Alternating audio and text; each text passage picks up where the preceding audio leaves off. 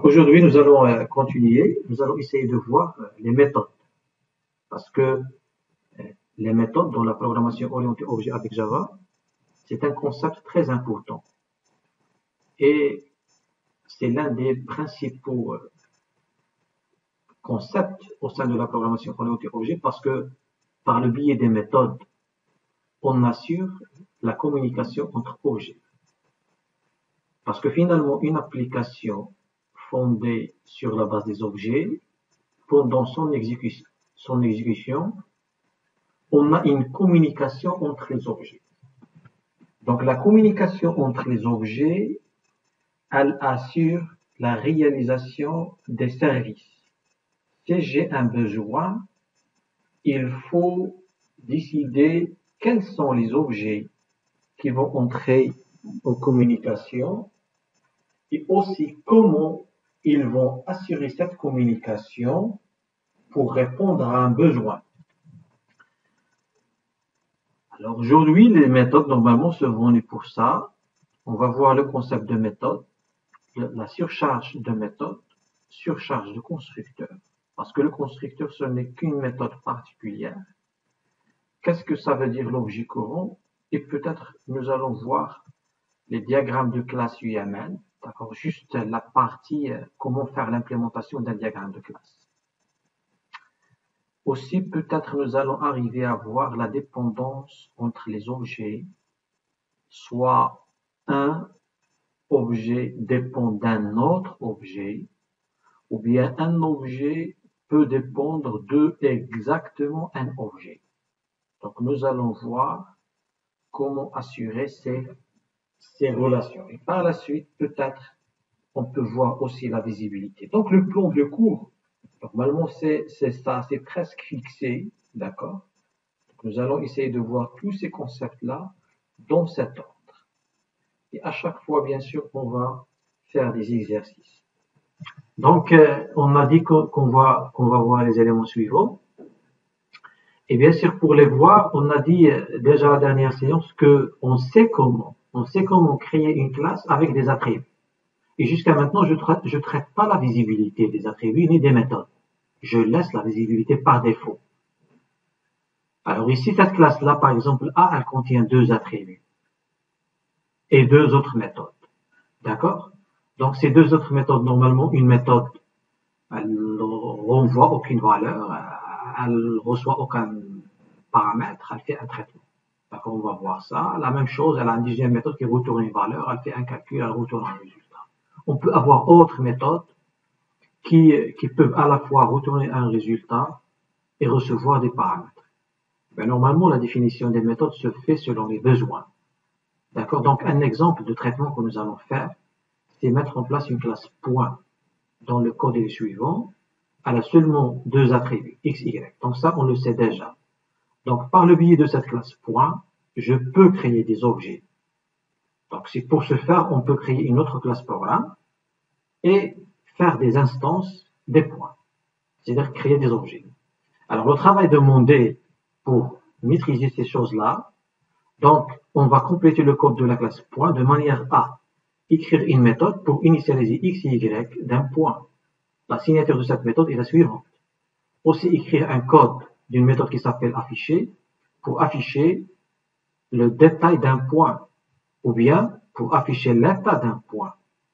D'accord? Ici, aussi initialiser l'état d'un point.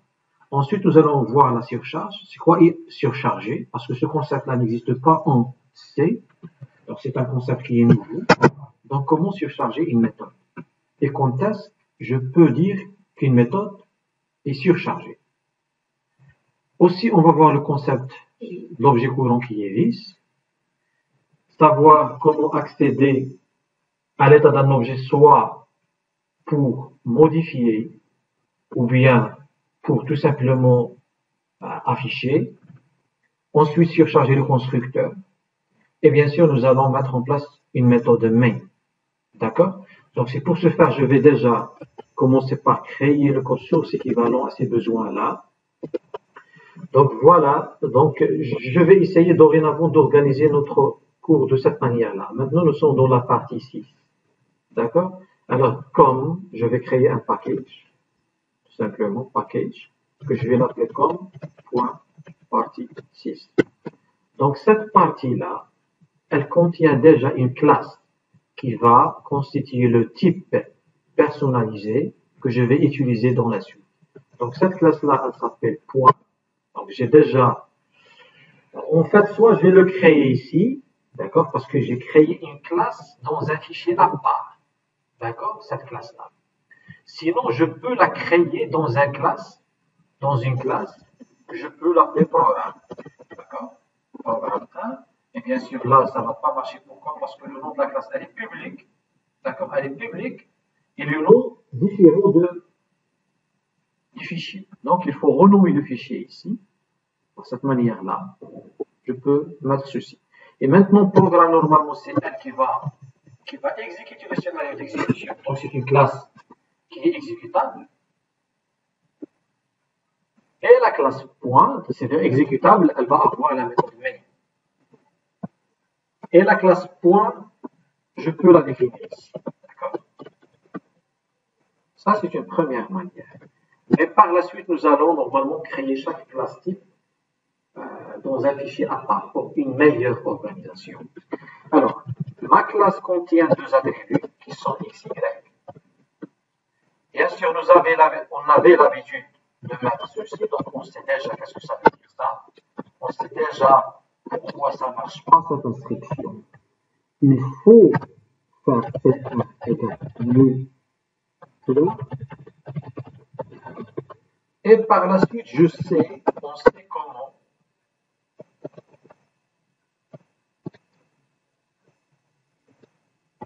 comment afficher le détail d'un point sous cette forme, par exemple.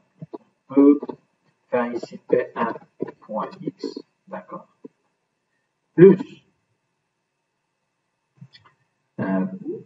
virgule, plus P2.x, plutôt P1.y, plus une parenthèse. Donc le résultat de ça, normalement, c'est qu'il va créer une référence, il va créer l'objet, le mettre dans la référence, il va initialiser x, y de points parce que j'ai un accès direct, je n'ai pas encore spécifié la visibilité et j'affiche. D'accord? Alors là, bien sûr, dans l'affichage, je vais avoir tout simplement 4,5. D'accord? Sous cette forme-là. Alors ici, qu'est-ce que je fais? Parce qu'on a parlé de l'état. C'est quoi l'état d'un objet? Chaque objet, il a un état. Qui a l'état? C'est l'objet. L'objet a plusieurs états. D'accord? Dans l'exécution. Pendant l'exécution, un objet, il a plusieurs états. Jusqu'à maintenant, il n'a pas d'état initial. Parce qu'il n'existe pas. Je ne peux pas parler à son niveau dans la ligne 11, je ne peux pas parler d'objet. Quand est-ce que je peux parler d'objet? Une fois j'ai mis le new point. À ce moment-là, j'ai un objet initial. Donc l'état initial se trouve ici, de mon objet. Et là, son état initial. C'est-à-dire, il a la mémoire nécessaire pour stocker x, y. Et peut-être, en général, on fait, si on souhaite afficher ici l'état, pour les entiers, en général, on va vérifier ça, on les initialise avec l'état initial. Et tout simplement afficher l'état initial, plus un espace, plus P1, point Y. Voilà, donc si je vais afficher, je vais voir. Donc l'état initial, vous voyez, il a 0, 0. C'est initialisé par défaut. D'accord? Alors maintenant, dans la ligne 13, je peux dire que j'ai accédé à l'état de l'objet.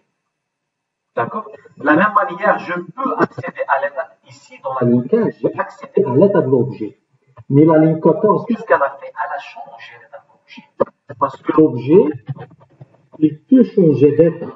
Changer l'état de quoi? De P1, qui est normalement qui stocke l'objet. Parce que P1, c'est une référence. Alors, vous voyez, donc c'est ça l'état. Pendant l'exécution, l'objet change d'état. Qui change son état? C'est un autre code source, d'accord, qui appartient à une autre classe. Le code source qui permet de modifier l'état de notre objet issu de la classe point, c'est la méthode main appartenant à programme 1. Alors, notre objectif, on revient à notre objectif. Maintenant, pourquoi les méthodes sont venues pour changer l'état d'un objet, d'accord, et aussi accéder à l'état d'un objet. Ça, en fait, c'est le rôle des méthodes. C'est pas la peine de laisser les autres ici, c'est la méthode main de la classe programme, accéder à l'état d'un objet de la classe point. Qu'est-ce qu'elle va dire dans le concept de programmation orientée objet?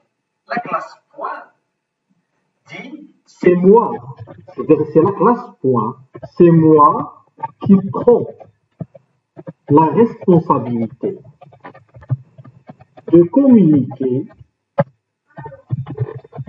mon état, d'accord, soit pour modification. Qu'est-ce que je fais pour un état? Il y a deux choses, soit modifier, soit accéder pour afficher, ou bien récupérer. De toute façon, je peux dire un accès, soit récupérer, ou bien afficher. D'accord? Donc, ce sont deux choses. De communiquer l'état, un, pour modification, deux, pour récupération ou bien affichage. Donc, jusqu'ici, parce que ça, c'est parmi les concepts principaux de l'approche objet. L'approche objet, normalement, c'est la classe concernée qui communique l'état avec l'environnement. Et jusqu'ici, je ne respecte pas cette approche. Jusqu'ici, j'ai laissé la classe programme 1 par le biais de la méthode main d'avoir un accès direct pour la modification et un accès direct pour l'affichage, chose qui n'est pas bonne dans l'approche objet. Pourquoi elle n'est pas bonne? D'accord? Alors la question pourquoi?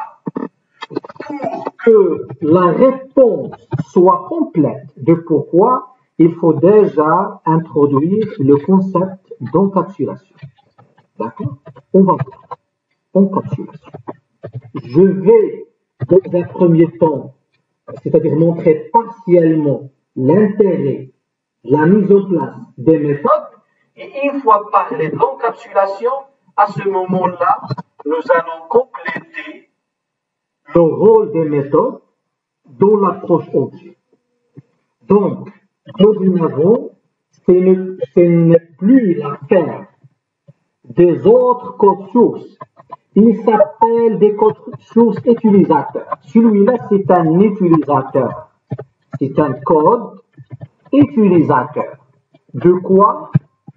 Des propriétés de mes objets qui sont issus de la classe point.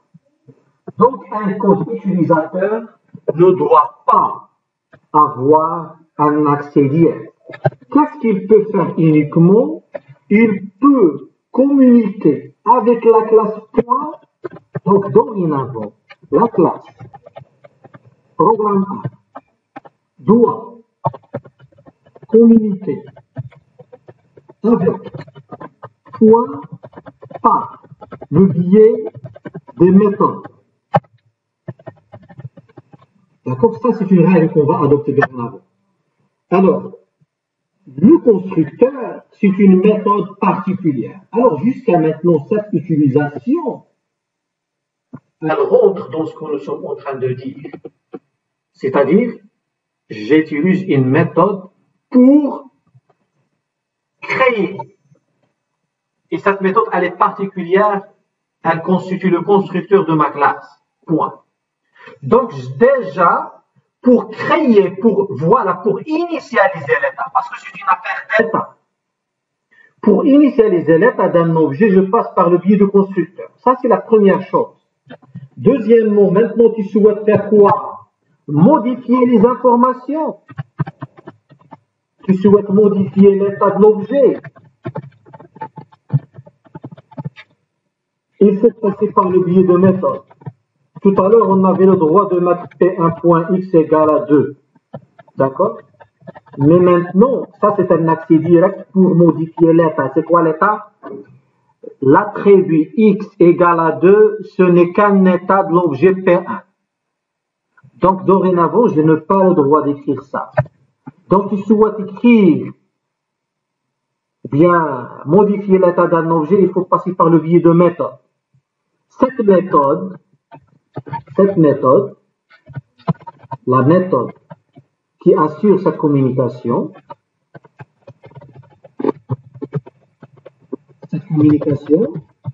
elle doit se trouver où? Elle doit se trouver dans la classe point. D'accord? Donc, dans la classe point, je vais définir une méthode. Et c'est quoi une méthode dans l'approche objet?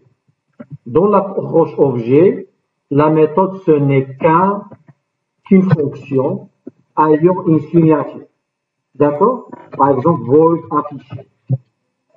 Elle a un début, un fin, un nom, des paramètres, un type de retour. Maintenant, si je souhaite afficher l'état d'un objet, pour afficher, par exemple, il faut tout simplement mettre system.out.println. System.out.println. D'accord? Et qu'est-ce que je vais afficher? Là, je dois mettre directement X. Là, presque, on a fait appel à l'objet courant. On va par la suite dire c'est quoi un objet courant. D'accord? Alors, ici, tout simplement, parce que j'ai un accès direct, moi, c'est pas la peine de passer par un objet P. Parce que P n'existe pas. P1. P1, il n'existe pas. Il n'est pas connu par. D'accord? Le P1 n'existe pas. Le P1, normalement, c'est une variable appartenant à la classe programme. Et exactement à la méthode main. D'accord? Donc, P1, il est inaccessible dans la classe point. Alors ici, la classe point, elle a un accès direct à ses attributs, sans passer par le biais des références des objets. Donc déjà ça, ce sont des petites règles à avoir. D'accord, donc ici, je vais avoir ça. Voilà, pour afficher l'état de mon objet.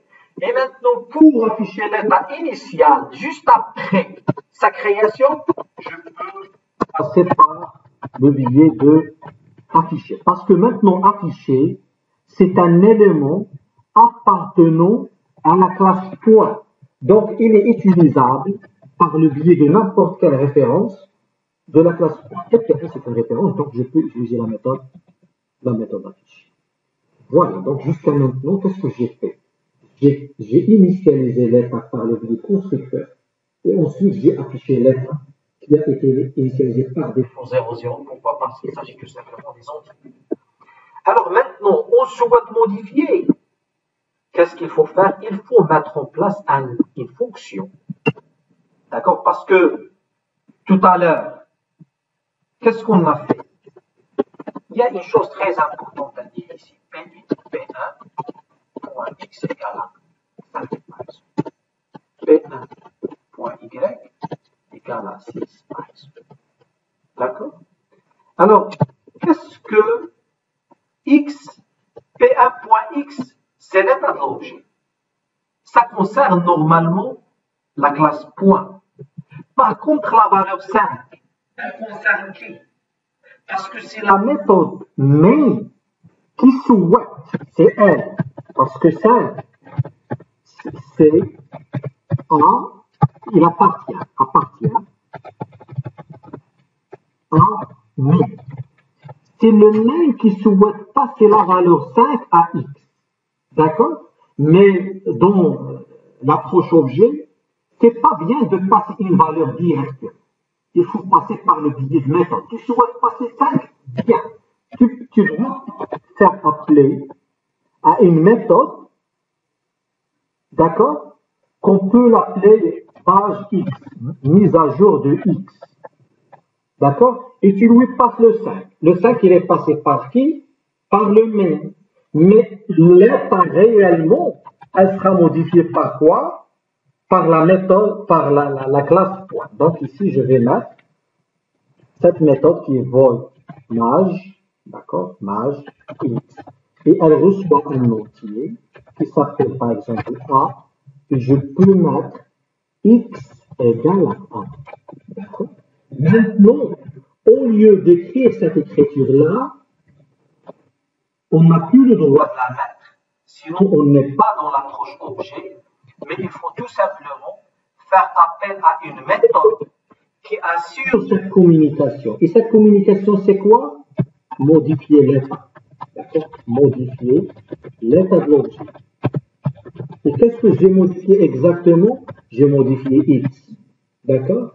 Par le biais d'une méthode qui assure ce changement en passant un paramètre. Sinon, si tu ne passes pas de paramètre, alors à ce moment-là, la méthode maj X, elle ne peut pas faire le changement. D'accord? C'est pas elle qui va.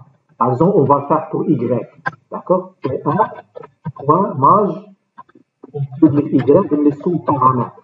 Alors, qui va donner ce paramètre A? D'accord? Donc, on va faire maj.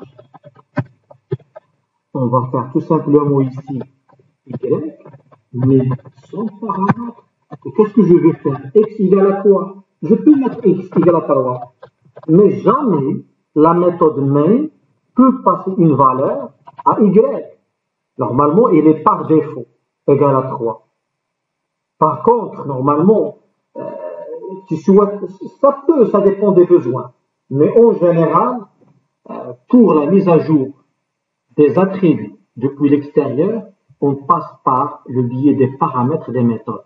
C'est-à-dire ici, je dois aussi faire la méthode maj Y et modifier sa signature en passant un paramètre. D'accord? Je dois mettre directement ici X égale C. Donc là, j'ai modifié l'état en passant par maj X et maj Y. Et bien sûr, la ligne 40 à ne pas utiliser par la suite. Et voilà. Maintenant, tu souhaites encore afficher, c'est pas la peine de mettre un accès direct. Par exemple, P1.x. D'accord? Point X, tu affiches l'information. Non, il faut passer par le biais de la méthode, parce que la méthode, elle affiche ces informations. D'accord? P1.afficher. D'accord? Afficher. Donc, si je parle état initial, j'affiche l'état initial, je change l'état en mettant 5 dans X, je change l'état en mettant 6 dans Y, j'affiche encore l'état et je peux faire autre chose, d'accord? C'est-à-dire, je peux créer même une autre classe, d'accord? Une autre classe A, d'accord? Qui peut avoir une méthode. Maintenant, on sait c'est quoi une méthode montre. Donc, je peux l'appeler void changer état, point. Sachant que maintenant, je peux faire point P, d'accord? Et je peux mettre P.x parce que c'est toujours public. Il est toujours porté par défaut.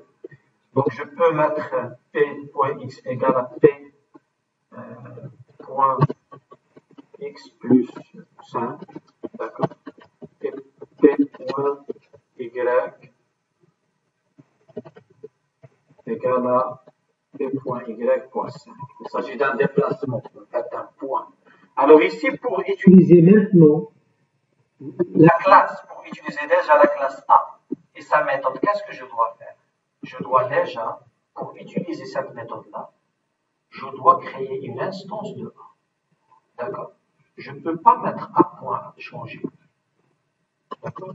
A point changer n'existe pas. Par contre, je dois créer un objet. D'accord? Dans lequel il appartient à la méthode changer état. Changer état de quoi? De P1. Et à ce moment-là, je peux changer l'état de P1 par le biais de A. Et je peux encore afficher l'état de P1. Vous voyez? Donc ça, juste pour vous dire que voilà 0, 6, 0, 11, 5. D'accord. Image Y, pourquoi le X elle a été changé? Pourquoi il y a ici un 0? Quand est-ce que j'ai affiché? Oui. Image Y, image X, image X. Attendez, peut-être il y a un peu. Voilà. Vous voyez ici. Donc, ici, il faut faire un Y. Donc, 0, 0, 5, 6, 10, 11. Et surtout, comment interpréter ça pour dire que l'objet, il communique avec l'environnement. Et il peut communiquer avec autre objet. Même ça, c'est un objet. Donc, l'un communique avec l'autre.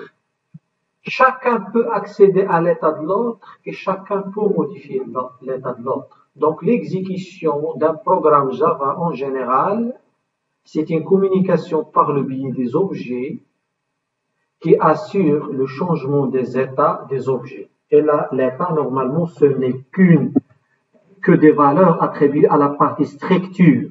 La partie structure de Matas.point, c'est ici.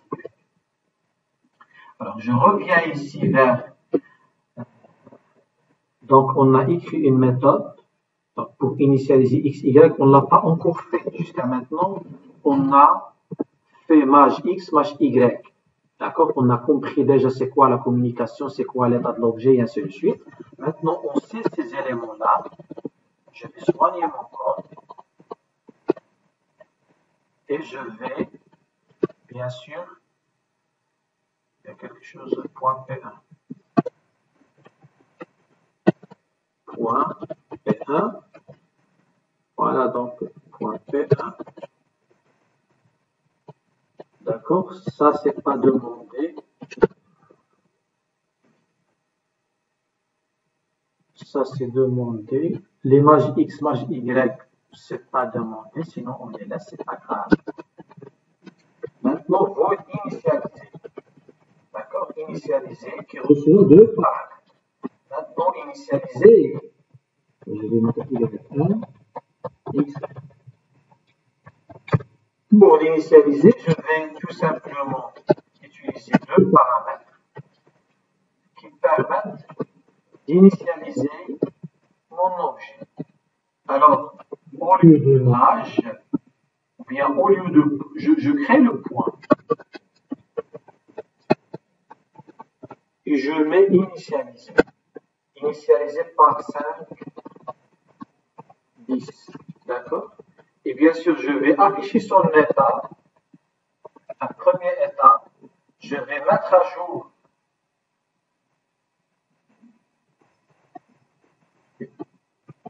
Voilà. Je vais mettre à jour l'état et je l'affiche encore. Voilà l'état initial que j'ai affiché. Normalement, c'est 5 10. Et par la suite, j'ai mis à jour par le biais d'autres méthodes 15 20. Vous voyez donc, là, j'ai répondu à la question écrire une méthode pour initialiser x, y d'un point en utilisant x, y. Écrire une méthode pour afficher le détail d'un point, on l'a fait. Surcharger maintenant la méthode. D'accord? Tout simplement, c'est quoi la surcharge de méthode? La surcharge d'une méthode. Voilà, je ne vais pas mettre ça, je vais passer. C'est quoi la surcharge d'une méthode? Surcharge. Quand est-ce que je peux pas parler surcharge? Une fois les éléments suivants sont présents. C'est-à-dire, j'ai le même, utiliser le même nom de la méthode.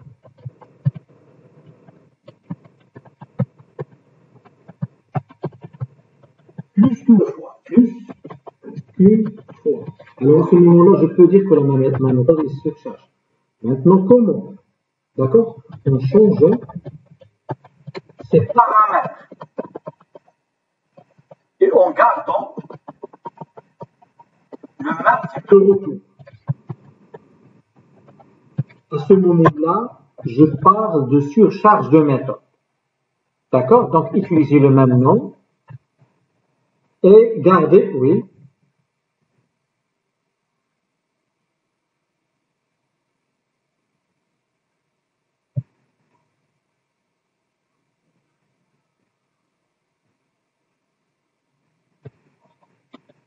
Non changer le nombre de paramètres. En changeant ces paramètres, oui, très bien, très bien.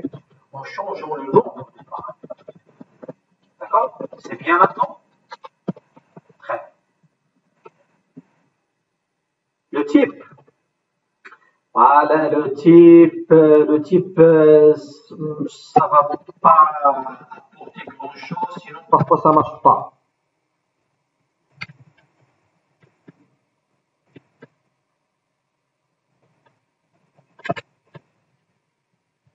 D'accord. Je peux faire ça. Est-ce qu'il s'agit d'une surcharge? Hein? Comment tu vas faire appel à ces méthodes-là? D'accord? Quel initialisé tu vas prendre? Ça ou ça? Donc, on peut dire surchargé, mais en fin de compte, d'accord. Ça dépend. Donc on peut dire que cette méthode-là, elle est surchargée. Pourquoi? Parce qu'il s'agit des types de paramètres différents. D'accord? Parce qu'il l'a accepté. Je peux mettre 4.0 ici. D'accord? Maintenant, dans ce cas-là, quelle est la méthode qui a été appelée? Est-ce que la première ou bien la deuxième? Je vais tester. Parce que moi, voilà. Je vais, ça c'est int, d'accord? Ça c'est date. D'accord? Alors, on peut déjà faire ceci, d'accord, pour initialiser la première, j'ai mis directement un int, d'accord, mais je vais voir est-ce que dans cette situation, j'ai utilisé la méthode qui utilise les deux paramètres en entier.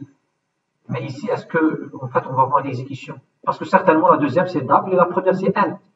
D'accord? Moi, j'avais un doute dans la première. Mais, en fin de compte, d'accord, ça passe. Parce que même si le 5, c'est un double. D'accord? Donc, je peux parler de surcharge. La méthode est surchargée. D'accord? Ici, je peux dire que ma méthode est surchargée. D'accord? Donc, on ne sait jamais si, par exemple, on a un troisième attribut qui est double. D'accord? Qui est double. À ce moment-là, je peux int x initialiser ça pour xy, mais initialiser ça peut-être pour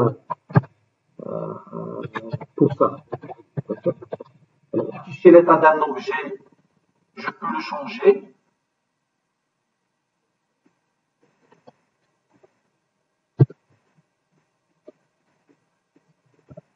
Et j'affiche en tant que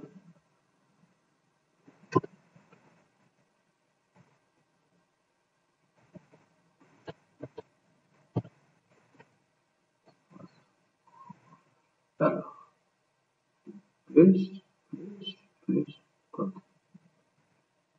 Ça marche jusqu'à maintenant. Ah non, ça marche. Oui. Alors si je vais exécuter maintenant, j'affiche les deux états. J'affiche, alors P1 point affiché, CTRL V, et après initialisation de ça, j'affiche. Donc qu'est-ce qu'il va mettre? 5, 10, 0, d'accord? 5, 3, 4.5. 5, 10, 0, 5, 3, 4.5. Vous voyez, donc je peux parler de la méthode à surcharge. Donc, la méthode est surchargée si je change le type de paramètre et le nombre de paramètres. D'accord? À ce moment-là, je peux parler de surcharge de méthode. Encore, je surcharge ma méthode en attribuant un seul paramètre. D'accord? Maintenant, ma méthode, elle est surchargée 3 fois. D'accord? 3 fois. Donc, P.P2 égale à new point. Je peux mettre P2 point initialisé. J'initialise seulement le X, je peux afficher l'état de P2. Très bien, donc 33, les autres sont à 0. Alors, je reviens vers ça. Maintenant, vous connaissez qu'est-ce que ça veut dire la Je surcharge. charge une méthode. J'ai créé une méthode initialisée avec deux paramètres. J'ai créé une méthode initialisée avec un seul paramètre. Et je changeais même le type en changeant le type de la classe par l'ajout d'un autre attribut qui est Z. Alors maintenant, la surcharge du constructeur, c'est pareil. Pourquoi c'est pareil? Parce que tout simplement, le constructeur, c'est une méthode particulière qui n'a pas de signature. Il n'a pas le void ou bien le type de retour. Si vous allez mettre un type de retour,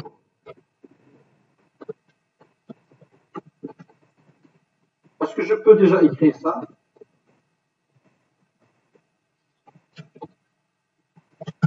Hein? Est-ce que c'est correct? C'est correct ou bien c'est incorrect? Et pourquoi ça marche? Hein?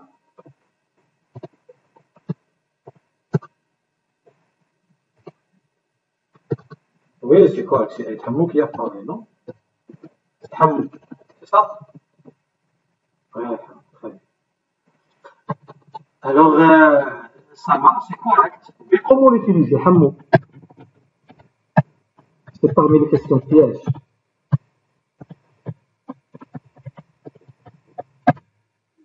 Non, c'est pas obligatoire. Pas obligatoire. Utilisez le mot-clé X.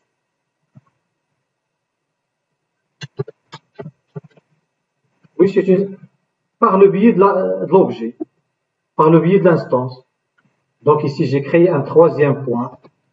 Très bien. Donc new point, ça c'est le constructeur maintenant. D'accord? Mais new point surchargé, ça n'existe pas. Ce constructeur jusqu'à maintenant, ça n'existe pas. d'accord? Mais comment appeler point la méthode que nous avons appelée? Ah, peut-être vous allez dire que parce que ce constructeur n'existe pas. D'accord? Et non défini. Maintenant, pour utiliser point 4, que nous venons de définir ici, point plus tôt, il faut tout simplement mettre ça. Parce que c'est une méthode. Oui. Mais il faut créer le point P4. D'accord?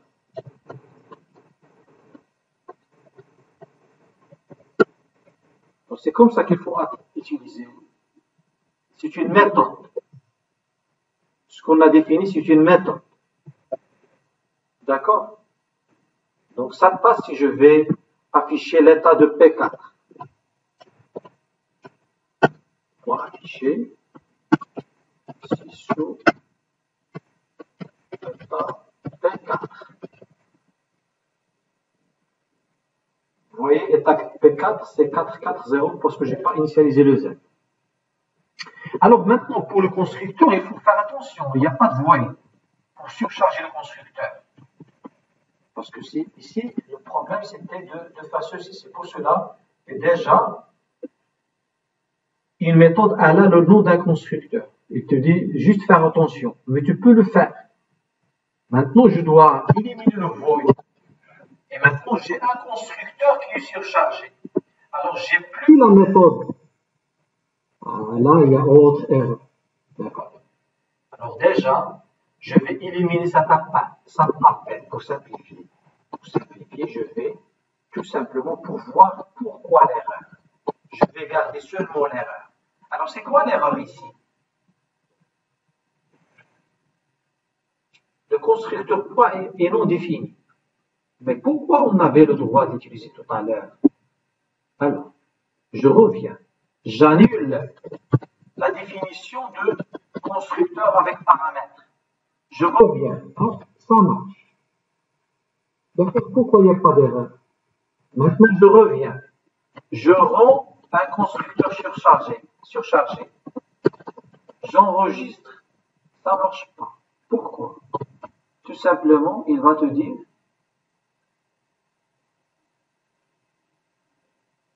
oh. Oui, sinon, c'est quoi le message? Il dit le message point, il n'est pas défini. Sinon, qu'est-ce que je dois faire? Je dois définir le constructeur point. C'est-à-dire, quelle est la règle qu'il faut avoir à partir de ce le seul message d'erreur. La règle, c'est que il faut... Quand est-ce que maintenant, l'erreur, elle n'est plus. Vous voyez? Donc, soit je modifie un constructeur avec paramètre, sans paramètre. Ça, c'est la première solution. La deuxième solution, je n'ai pas le droit d'utiliser un constructeur sans paramètre, mais avec paramètre. D'accord? Avec paramètre. Qu'est-ce que ça veut dire ça? Ça veut dire que une fois un constructeur sans paramètre est mis en place, le constructeur par défaut, il faut le définir. Il n'existe plus. Maintenant, comme si j'ai éliminé le constructeur par défaut. Une fois mettre en place un constructeur avec paramètre, c'est-à-dire avec un seul paramètre ou bien plusieurs, c'est bon. Le constructeur par défaut, il n'existe pas par défaut. Mais il faut, si tu souhaites l'utiliser, il faut l'expliciter. Il ne reçoit aucun paramètre et il faut l'expliciter. C'est-à-dire l'implémenter, écrire son code. D'accord? Voilà, je suis le constructeur par défaut. Sisio. Une fois, de toute façon, je ne vais pas.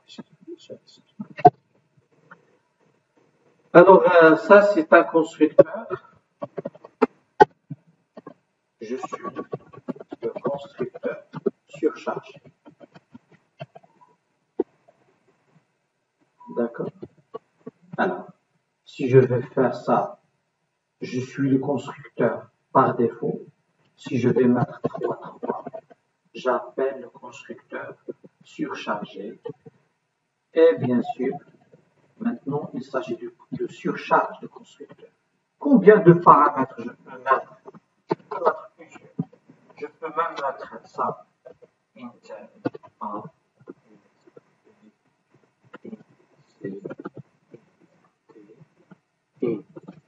même si j'ai seulement 3 paramètres excès.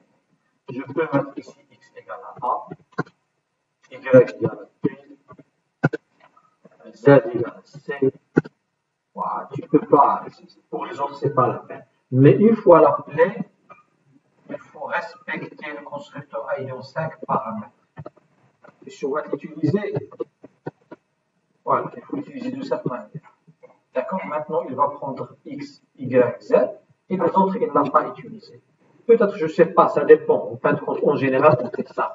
D'abord, il y a 3 paramètres. Voilà, il faut faire 3 paramètres. D'accord? Voilà. Maintenant, je reviens pour afficher l'état de mon objet qui est Tawa 5. D'accord, Tawa 5. Alors, qu'est-ce qu'il reste? Il reste à... Déjà, on n'a pas parlé de this, l'objet courant. D'accord? On va parler de l'objet courant. Déjà, on a enregistré combien?